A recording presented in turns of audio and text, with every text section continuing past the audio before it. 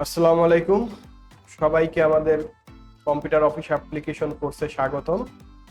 তো আজকে আমরা শিখব মাইক্রোসফট ওয়ার্ডের খুবই গুরুত্বপূর্ণ কাজ, সেটা হচ্ছে পেজ ব্যাকগ্রাউন্ড এবং প্যারাগ্রাফ। পেজ ব্যাকগ্রাউন্ড এবং প্যারাগ্রাফ।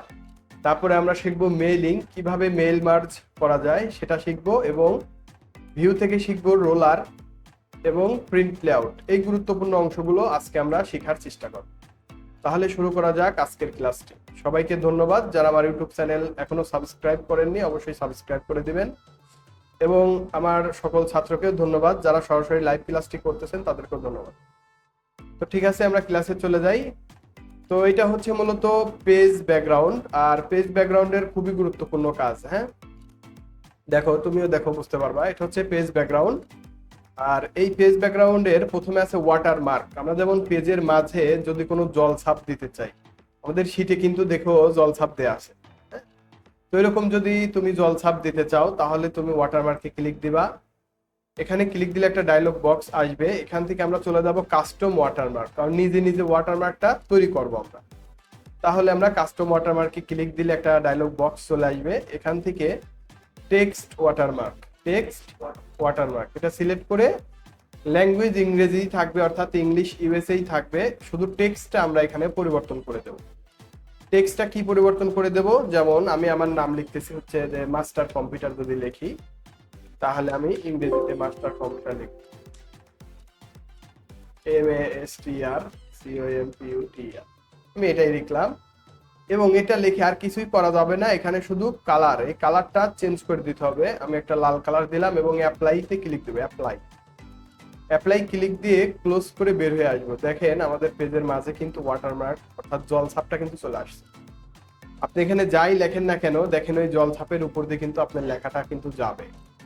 দেখেন কি তাই যাচ্ছে না? তার মানে পেজের মাঝে কি আছে, আমার ওয়াটারমার্ক আছে, অর্থাৎ জল ছাপ আছে। এখন যদি এখানে আপনি অনেকগুলো পেজ নেন, যে কন্ট্রোল শিপ ইন্টার যদি মারেন, দেখেন অনেক পেজ চলে আসবে, কিন্তু দেখতে পাবেন যে প্রতিটা পেজেই কিন্তু আপনার ওয়াটারমার্কটা আছে, অর্থাৎ জল ছাপটা আছে, আছে না? তো তাহলে ওয়াটারমার্ক কি, এটা কিন্তু আমরা বুঝতে পারলাম। তো ওয়াটারমার্ক কিন্তু বাংলাতেও লেখা যায়, যেমন আমরা ইংরেজিতে লিখলাম, আমরা কিন্তু বাংলাতেও লিখতে পারি। তো কিভাবে লিখতে পারি, বাংলাটা আগে কিবোর্ডে আমাদের লিখে নিতে হবে। যে আমরা যারা বাংলা টাইপ করা শিখছি তারা কিন্তু পারব। বাংলা আমি লিখতেছি হচ্ছে মাস্টার কম্পিউটার, মাস্টার কম্পিউটার। হ্যাঁ, লিখে এই লেখাটুকু আমাকে কপি করতে হবে। কি করতে হবে? কপি, অর্থাৎ কন্ট্রোল সি দ্বারা, কিবোর্ডের কন্ট্রোল সি দ্বারা আমরা কপি করলাম। কপি করে ওয়াটারমার্ক অ্যারোতে যাব, কাস্টম ওয়াটারমার্কে যাব, আর এখানে যে ল্যাঙ্গুয়েজ আছে এই ল্যাঙ্গুয়েজটা আমরা পরিবর্তন করে দেব। তার আগে টেক্সট, এই টেক্সটের মধ্যে আমরা যেটা কপি করছি সেটাকে পেস্ট করে দেব। ঠিক আছে, যেটা আমরা কপি করছি সেটাকে পেস্ট করে দিয়ে এই যে ল্যাঙ্গুয়েজটা আমরা এখান থেকে দিয়ে দেব হলো চুতুনি এমজে দিতে হবে। তো যাই হোক, আমরা এখান থেকে চুতুনি এমজে খুঁজি, দেখি পাই কিনা। তো এখানে যদি না পাওয়া যায় তো ল্যাঙ্গুয়েজ ইংরেজি আছে, ইংরেজিই থাক, শুধু আমরা এখান থেকে ফন্টটা চেঞ্জ করে দিতে পারি। তো বাংলা ফন্টের নাম হলো চুতুনি এমজে। কি? চুতুনি এমজে। তাহলে আমরা ফন্টটা চেঞ্জ করে দেব এখান থেকে, যে চুতুনি এমজে, অর্থাৎ SUT, তারপরে চুতুনি এমজেটা কিন্তু এখানে দেখাবো।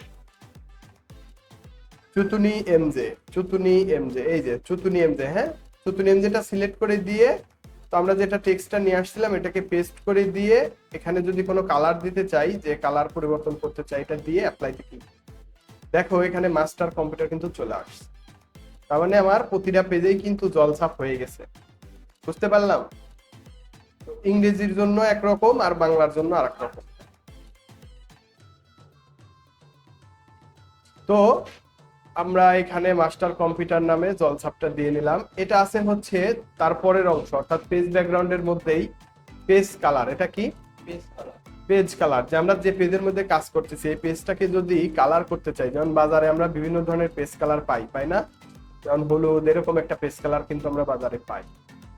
তো আমরা এরকম এই ধরনের পেজ কালার নিয়েও কিন্তু অনেক সময় কাজ করে থাকি, অনেক ডিজাইনিং এর কাজ করে থাকি।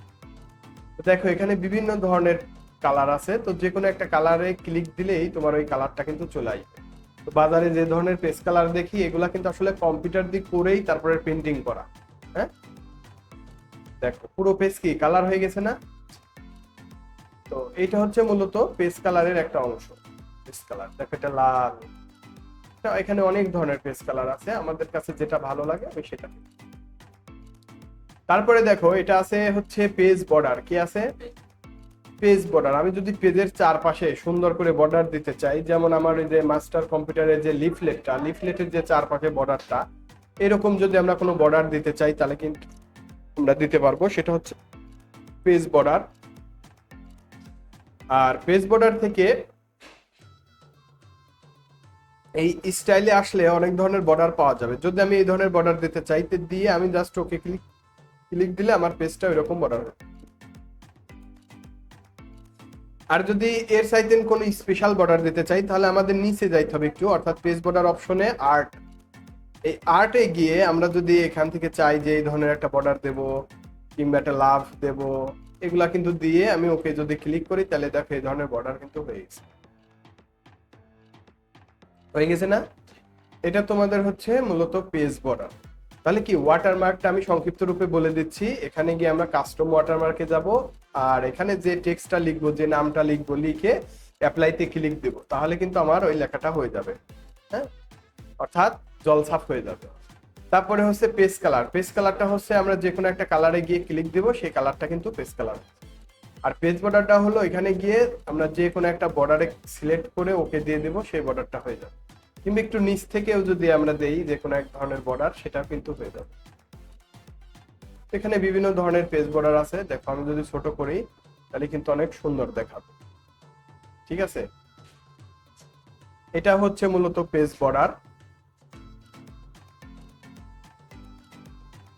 তো তাহলে আমরা পেজ বর্ডারটা, পেজ ব্যাকগ্রাউন্ডটা কিন্তু শিখে নিলাম। হ্যাঁ, এটা আছে হচ্ছে প্যারাগ্রাফ। প্যারাগ্রাফটা খুবই গুরুত্বপূর্ণ একটা অংশ, প্যারাগ্রাফটা তাহলে আমরা এখানে 3-4টা প্যারা লিখে থাকি, যে দেখি কেমন লাগে।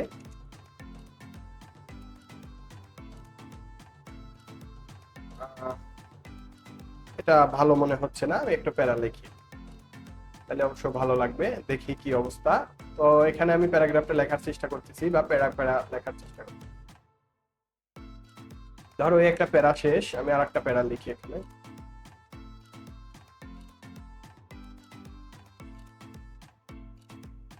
ঠিক আছে, এই একটা প্যারা। তো এখন যদি প্যারাগ্রাফের মধ্যে আমরা যে কাজটা করব সেটা হচ্ছে প্যারাগ্রাফটা আগে সিলেক্ট করে নেব। সিলেক্ট করে নিয়ে আমরা দেখতে পাচ্ছি এখানে প্যারাগ্রাফের অনেকগুলো অপশন আছে না? অর্থাৎ লেফট সাইড আছে, রাইট সাইড আছে, তারপরে আফটার আছে, বিফোর আছে। এখন লেফট হচ্ছে কি বামের অংশ না? দেখেন আমি যদি লেফটের এই অ্যারোতে একটা ক্লিক দেই, দেখেন বাম পাশ থেকে কিন্তু প্যারাগ্রাফটা কি হয়ে যাচ্ছে, ডান পাশের দিকে সরে যাচ্ছে, কিন্তু অর্থাৎ স্পেসটা এখানে বাইরে যাচ্ছে, তাই না? আমরা বিভিন্ন বইতে কিন্তু এরকম লেখা দেখি। আবার যদি আমি নিচের দিকে দেই, অর্থাৎ এটা দেই, তাহলে দেখবো যে আমার প্যারাগ্রাফটা এ টু জেড পেজের মধ্যে আবার ডান দিকে বৃদ্ধি পাচ্ছে বেশি, তাই না? তো এইটা হচ্ছে মূলত আমরা এখানে রেখে থাকি হচ্ছে 0। কত রাখি? 0। আর এটা হচ্ছে রাইট সাইড। রাইট সাইডে যদি যাই আমি, এদিকে দেখেন রাইট সাইডে, অর্থাৎ রাইট সাইড থেকে ফাঁকা হয়ে লেফট সাইডে কিন্তু ব্লক হয়ে যাচ্ছে, তাই হচ্ছে না? যদি আবার এখানে ক্লিক দেই তাহলে দেখা যাচ্ছে যে আবার রাইট সাইডটা ব্লক হয়ে যাচ্ছে। তো এখানেও আমরা রেখে থাকি হচ্ছে 0। কোনো বইয়ে কাজ টাজ করার সময় আমরা 0 রাখি। কত রাখি? এখন দেখেন বিফোর মানে কি? আমি যদি বিফোরে ক্লিক দেই, দেখেন বিফোর হচ্ছে আমার ওই লেখাটুকুর উপরের অংশ। উপরের অংশটা কি ফাঁকা হয়ে যাচ্ছে না? দেখেন। আর যদি নিচে ক্লিক দেই, দেখা যাচ্ছে যে বিফোরের ওই উপরের অংশটা কিন্তু ভরাট হয়ে যাচ্ছে। তো আমরা এখানেও কিন্তু রেখে থাকি 0। কত রাখি? 0 অথবা অটো, 0 অথবা অটো, 0 পিটি অথবা অটো পিটি আমরা রেখে। কিন্তু আফটার হচ্ছে কি? দেখেন আমি যদি আফটারে ক্লিক দেই, আপনার এই পেজের যে মার্জিন গুলা, যে দূরত্বটা দেখেন, এটা কিন্তু বৃদ্ধি পাবে। এই যে বাড়তেছেন, এটা কিন্তু বাড়তেছে। তো এটা আমরা সর্বসময় এখানে 1 পিটি রেখে দিতে পারি। কত রাখতে পারি? 1 পিটি। 6 পিটি রাখলেও অনেক বেশি দূরত্ব হয়ে যায়, তো আমরা এখান থেকে 1। তাহলে কি একটা প্যারাগ্রাফ কি আমরা বুঝতে পারলাম? এখন এটাই হলো মূলত কাজ, অর্থাৎ প্যারাগ্রাফের কাজ। তো চারপাশে 0 এবং অটো রেখে দিলে হয়ে যাবে, কিংবা 1 রেখে দিলেও হয়ে যাবে, এটা কোনো বিষয় না। তো যাই হোক, আমরা পেজ ব্যাকগ্রাউন্ড এবং প্যারাগ্রাফটা খুব সুন্দরভাবে শিখে নিলাম। ঠিক আছে? তো এই ডকুমেন্টটা যদি আমরা সেভ করতে চাই বা সংরক্ষণ করতে চাই একই রকম, অর্থাৎ কন্ট্রোল এস, অথবা যে ফাইল থেকে আমরা যেটা শিখছিলাম সেভ অ্যাজ, তাহলে সেভ অ্যাজে ক্লিক দিব। আর এটা যেখানে রাখতে চাই, অর্থাৎ আমার ডেস্কটপে যেখানে রাখতে চাই, আমি ডেস্কটপ নির্বাচন করে ফাইল নেম ধরেন যে P, file name P, file name P অথবা ও যা কিছু দেন না কেন, ফাইল নেম পি দিলাম। এখন আমি যদি সেভে ক্লিক করি আমার ডকুমেন্টটা কিন্তু পি নামে সেভ হয়ে গেছে। কোথায় হয়েছে? আমার ডেস্কটপ।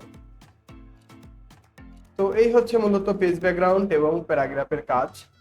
তো সবাইকে ধন্যবাদ আমার ক্লাসটি করার জন্য। যারা সাবস্ক্রাইব করেননি তারা অবশ্যই সাবস্ক্রাইব করে দিয়েন।